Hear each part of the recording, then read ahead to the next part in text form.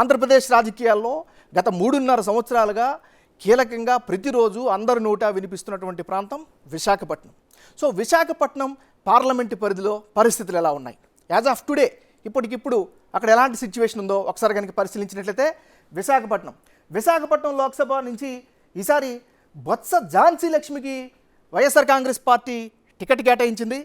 Telugu Desam party నుంచి మతుకుమెల్లి భరత్ మరొకసారి ticket దక్కించుకున్నారు. ఇక్కడ చాలా ఇంట్రెస్టింగ్ ఫ్యాక్టర్ ఏంటంటే ఫస్ట్ టైం బొత్స ఝాన్సీ లక్ష్మి గత 5 సంవత్సరాల తర్వాత మరల ఇక్కడ విశాఖపట్నంలో ఆమె రాజకీయాల్లో యాక్టివ్ అయ్యారు. అయితే మతుకుమెల్లి భరత్ విషయంకి వస్తే గత 2019 ఎన్నికల్లో ఆయన చివరి నిమిషం వరకు కూడా టికెట్ వస్తుందా రాదా అనే ఒక కన్ఫ్యూజన్ అయితే 2019లో కనిపించింది. సో ఒక 10-15 రోజుల ముందు తెలుగుదేశం పార్టీ అధినాయకుడు చంద్రబాబు నాయుడు ఆయనకి గతంలో టికెట్ ఇచ్చాడు. అప్పుడు పోటీ జరిగింది. అయితే అప్పుడున్నటువంటి ప్రత్యేకమైనటువంటి పరిస్థితుల్లో అప్పుడున్నటువంటి జడి లక్ష్మీనారాయణ సుమారు 2,88,000 ఓట్లని 2019లో ఆయన సాధించుకునేటువంటి పరిస్థితి కనిపిస్తుంది. అయినప్పటికీ కూడా గతంలో ఎంబీవీ సత్యనారాయణ విశాఖపట్నం నుంచి పోటీ చేశారు.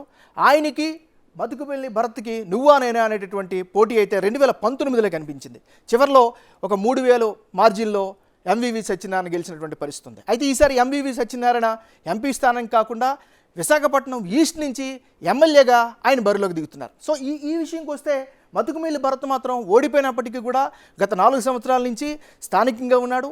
లోకల్లో ఉండేటటువంటి 7 నియోజకవర్గాలు అంటే east, west, north, south, Gajuwaka, Bheemili, అదేవిధంగా ఎస్కౌట, ఈ 7 నియోజకవర్గాలు కూడా విశాఖపట్నం పార్లమెంట్ పరిధిలోకి వస్తాయి.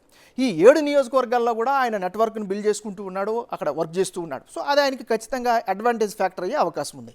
సో యాజ్ ఆఫ్ టుడే ఇప్పటి వరకు ఉన్నటువంటి పరిస్థితులు బట్టి మనం కనుక గమనించినట్లయితే తెలుగుదేశం పార్టీకి అక్కడ కాస్త ఎడ్జ్ ఉండే అవకాశం కనిపిస్తున్నట్లుగా స్థానికంగా ఉండేటటువంటి సమాచారం బట్టి మనకి అర్థమవుతుంది. అయితే విశాఖ లోక్సభ పరిధిలో ఉండేటటువంటి ఒక 3 కీలకమైనటువంటి అసెంబ్లీ స్థానాల్లో ఇప్పటికిప్పుడు తాజా పరిస్థితులు ఎలా ఉన్నాయో ఒకసారి పరిశీలిద్దాం.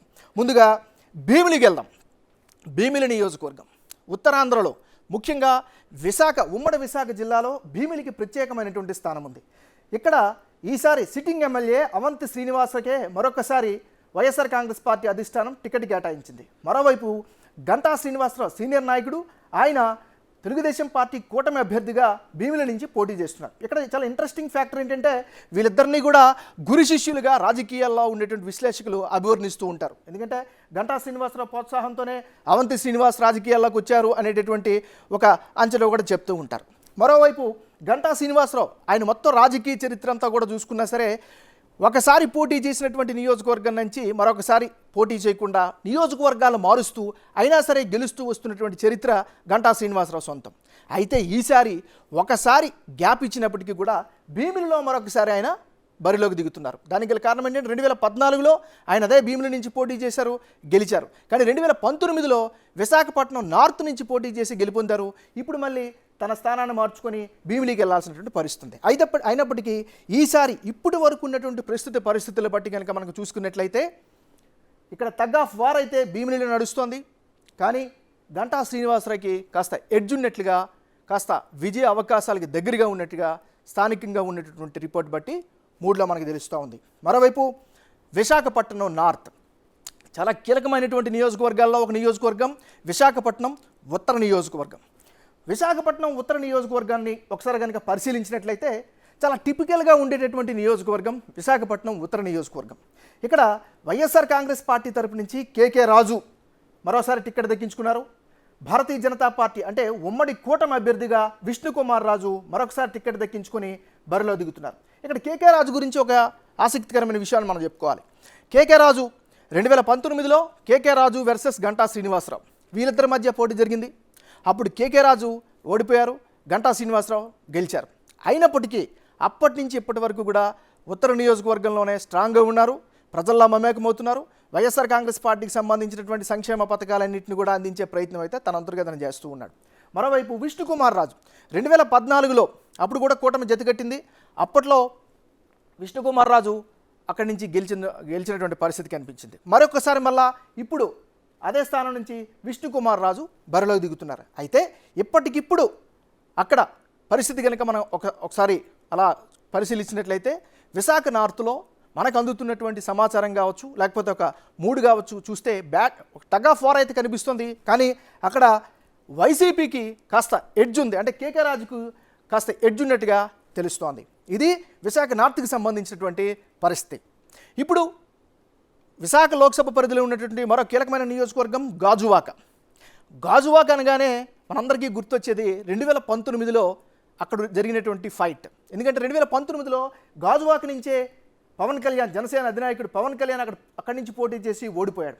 అయితే ఈసారి చాలా ఇంట్రెస్టింగ్ ఫైట్ అక్కడ కనిపిస్తుంది. గాజువాక నుంచి ఈసారి వైఎస్ఆర్ కాంగ్రెస్ పార్టీకి తరపు నుంచి మంత్రి గుడివాడ అమర్నాథ్కి అక్కడ టికెట్ ఇచ్చారు జగన్మోహన్ రెడ్డి. పల్లా శ్రీనివాసరావు చాలా సీనియర్ మోస్ట్ నాయకుడు, అక్కడ ఒకసారి తెలుగుదేశం పార్టీ నుంచి గతంలో గెలిచినటువంటి వ్యక్తి. అక్కడ వీళ్ళిద్దరి మధ్యన అక్కడ ఉంది. ఇక్కడ గుడివాడ అమర్నాథ్ మొన్నటి వరకు అనకాపల్లిలో గెలిచినటువంటి వ్యక్తి, అక్కడి నుంచి స్థానచలనం కలిగింది. గాజువాక్ అయితే ఆయన ఇవ్వడం జరిగింది. సో వీళ్ళిద్దరి మధ్యన టఫ్ ఫైట్ అయితే నడుస్తుంది. ఇక్కడ అభివృద్ధి వర్సెస్ అరాచకం అంటూ కూడా వారి యొక్క నినాదాన్ని తీసుకెళ్తున్నారు. మరొకవైపు సంక్షేమం వర్సెస్ అభివృద్ధి అంటూ కూడా చెప్పుకొస్తూ ఉన్నారు. ముఖ్యంగా ఇక్కడ చాలా బీసీ కమ్యూనిటీ ఎక్కువ ఉంది, అదేవిధంగా కాపు కులస్తులు కూడా చాలామంది ఎక్కువ మంది ఉన్నారు. మోరోవర్ ఎడ్యుకేటెడ్ పీపుల్ కూడా చాలా ఎక్కువ మంది ఉన్నటువంటి ప్రాంతం. సో రాజకీయంగా చైతన్యవంతమైనటువంటి ప్రాంతం. సో ఇప్పటికిప్పుడు కనుక అక్కడ కనుక మనం పరిశీలించినట్లయితే మనకున్నటువంటి సమాచారం ప్రకారం చూసుకున్నట్లయితే పల్లా శ్రీనివాస్కి కాస్త అనుకూలమైనటువంటి వాతావరణం కనిపిస్తోంది. ఎందుకంటే గత 4.5 సంవత్సరాల నుంచి అక్కడే ఉండడం, స్థానికుడిగా ఉండడం, ఇవన్నీ కూడా ఆయనకి అడ్వాంటేజ్ అయ్యే ఫ్యాక్టర్గా కనిపిస్తోంది.